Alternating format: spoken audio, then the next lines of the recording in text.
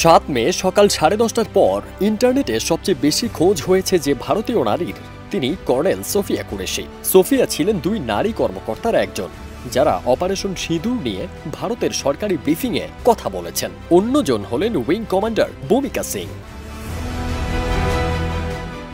কিভাবে কখন পাকিস্তান নিয়ন্ত্রিত কাশ্মীর ও পাকিস্তানের ঘাঁটি ভারতীয় বাহিনী গুঁড়িয়ে দেয়, সোফিয়া ও ভূমিকা তার বিবরণ দেন। এরপর থেকেই এই 2 নারীর পরিচয় জানতে আগ্রহ দেখা যায় সর্বত্র।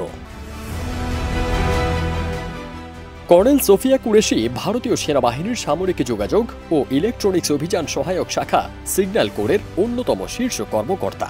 একাধিক যুগান্তকারী সাফল্যের সঙ্গে জড়িয়ে আছে তার নাম। তিনি 2016 সালে এক্সারসাইজ ফোর্স 18 নামে ভারতের সবচেয়ে বড় বহুজাতিক সামরিক মহড়ায় প্রথম নারী অফিসার হিসেবে ভারতীয় সেনার একটি দলকে নেতৃত্ব দেন। এই মহড়ায় ভারত, জাপান, চীন, রাশিয়া, যুক্তরাষ্ট্র, দক্ষিণ কোরিয়া, নিউজিল্যান্ড এবং অস্ট্রেলিয়া সহ 18টি দেশ অংশগ্রহণ করেছিল।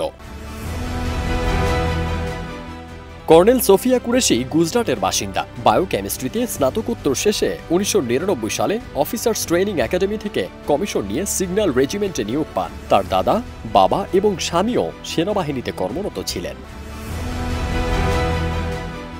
তিনি 2006 সালে কঙ্গোয় জাতিসংঘ শান্তিরক্ষা মিশনে সামরিক পর্যবেক্ষক হিসেবে দায়িত্ব পালন করেন। 2010 সাল থেকেই বিভিন্ন শান্তিরক্ষা অপারেশনে যুক্ত রয়েছেন সোফিয়া। এই অভিজ্ঞতা তাকে আন্তর্জাতিক সামরিক মহড়ায় নেতৃত্ব দিতে প্রস্তুত করেছে। কাউন্টার ইনসার্জেন্সি সহ বহু অভিযানে অংশ নেওয়ার অভিজ্ঞতা রয়েছে তার।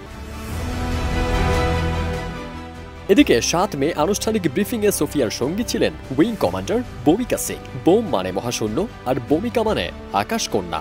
স্কুলের পাঠ চুকিয়ে ইঞ্জিনিয়ারিংয়ে স্নাতক হয়ে তিনি ভারতীয় বিমান বাহিনীতে হেলিকপ্টার পাইলট হিসেবে যোগ দেন। 2017 সালে হন উইং কমান্ডার।